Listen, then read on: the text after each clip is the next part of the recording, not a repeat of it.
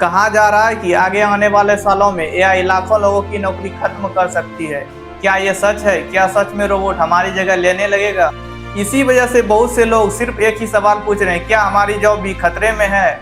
आज हम देखेंगे कि कौन कौन सी जॉब एआई के वजह से खतरे में है और कौन सी जॉब ऐसे हैं जिन्हें एआई आसानी से रिप्लेस नहीं कर पाएगा। आज पूरे दुनिया में एक चीज़ सबसे तेज़ी से बदल रहा है, वो है आर्टिफिशियल इंटेलिजेंस। कुछ साल पहले तक एआई सिर्फ मूवीज़ और साइंस फिक्शन में दिखता था, लेकिन आज ये हमारे मोबाइल, कंप्यूटर और रोज़मर्रा के ज़िंदगी में आ चुका है।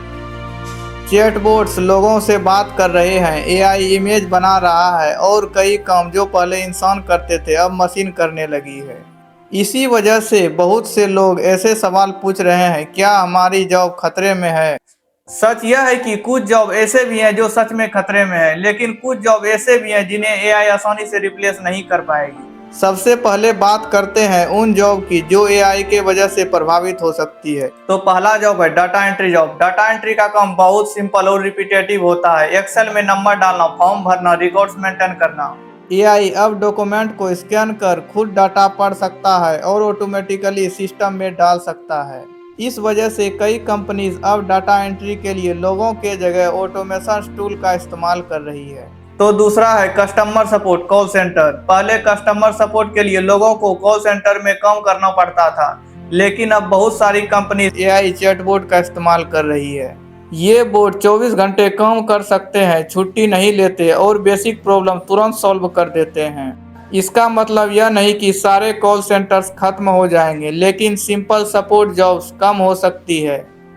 अब तीसरा जॉब है बेसिक कंटेंट राइटिंग। अब एआई टूल्स कुछ ही सेकंड में ब्लॉग, आर्टिकल और स्क्रिप्ट बना सकता है।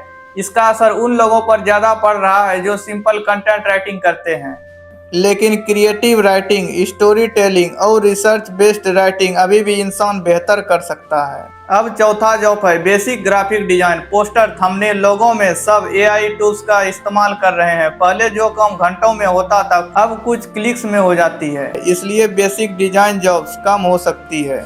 अब बात करते हैं उन जॉब की जो एआई से सुरक्षित है।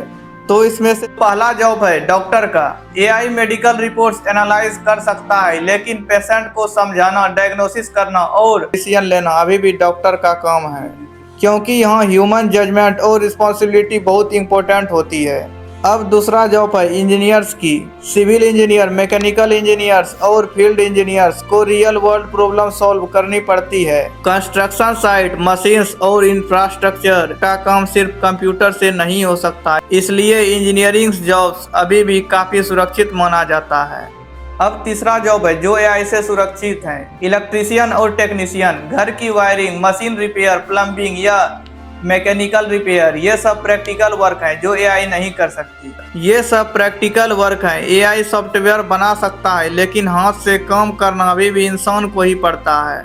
अब है टीचर्स की जॉब। एजुकेशन सिर्फ इंफॉर्मेशन देना नहीं है। टीचर स्टूडेंट को गाइड करते हैं, मोटिवेट करते हैं और उसकी प्रॉब्लम सॉल्व करते हैं। इसीलिए टीचिंग में ह्यूमन इंस्ट्रक्शन बहुत ज़रूरी है। तो अब सवाल यह है कि क्या एआई जॉब लेगा या नहीं। असली सवाल यह है कि क्या हम एआई के साथ काम करना सीखेंगे या नहीं, क्योंकि भविष्य उसी का होता है जो टेक्नोलॉजी को समझेगा और यूज करना सीखेगा।